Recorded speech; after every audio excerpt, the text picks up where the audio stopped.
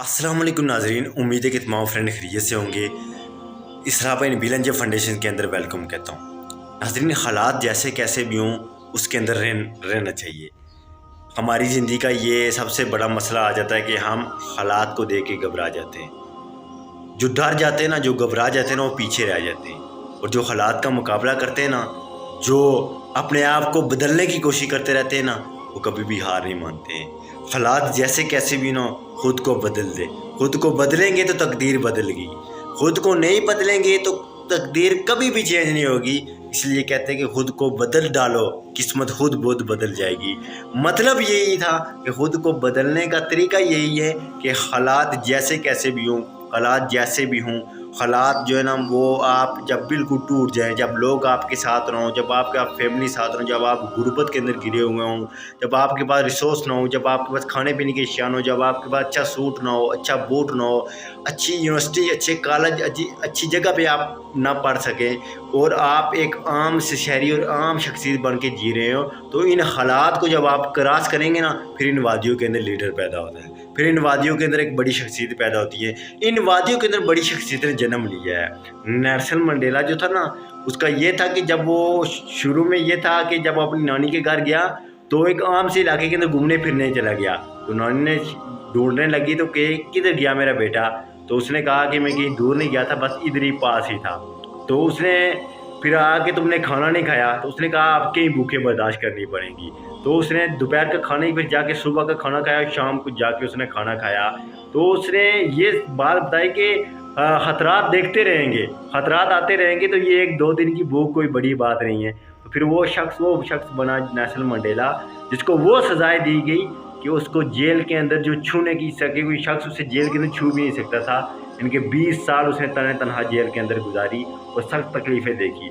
तो ये बात थी कि हालात जैसे कैसे भी हों, हालात के अंदर रहने वाले बने। जब आप हालात के अंदर रह जाएंगे, बुरे हालात के अंदर, जब आप खुद को साबित कदम रखेंगे, तो याद रखिएगा जब साबित कदमी की तरफ आप अपने आप को रखेंगे तो फिर जाके आपका नाम बनेगा। नाज़रीन, कहते हैं कि एक तहकीक बताती है कि वो हमें तहकीक एक पढ़ी तो हमें ये बताती हैं कि जो काकरोच जो होते हैं ना, ये अपनी जो है ना ये तब्दीली करते रहते हैं। ये लाल बेग जिसे हम काकरोच कहते हैं, कि वो अपनी तब्दीली करते रहते हैं, यानी कि उन पर हालात कैसे भी आ जाएं, हालात जितने भी मुश्किल आ जाए ना, वो उन हालात पर काबू रखते हैं।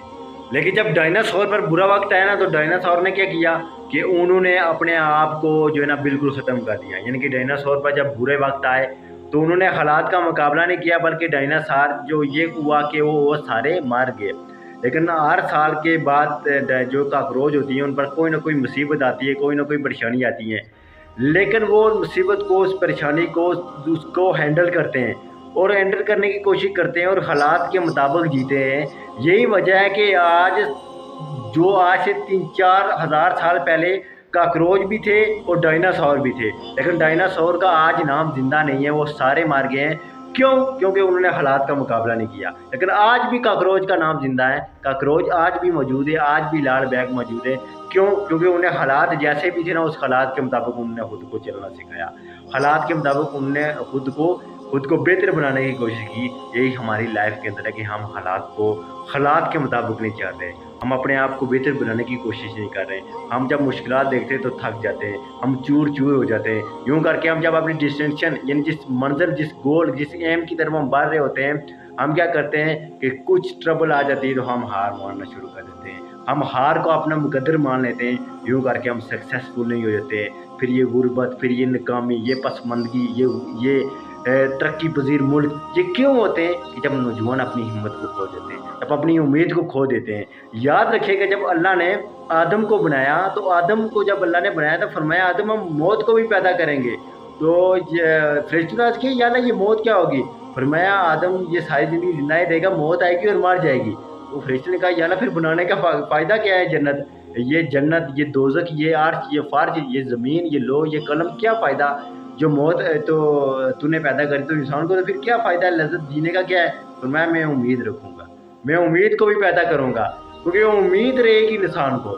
तो इस वजह से अल्लाह ने फिर उम्मीद को पैदा किया। उस वक्त से इंसान को उम्मीद है, इसलिए कहते हैं कि उम्मीद पर दुनिया कायम है, कि इंसान के हालात जैसे कैसे भी हो भाई उम्मीद रखें।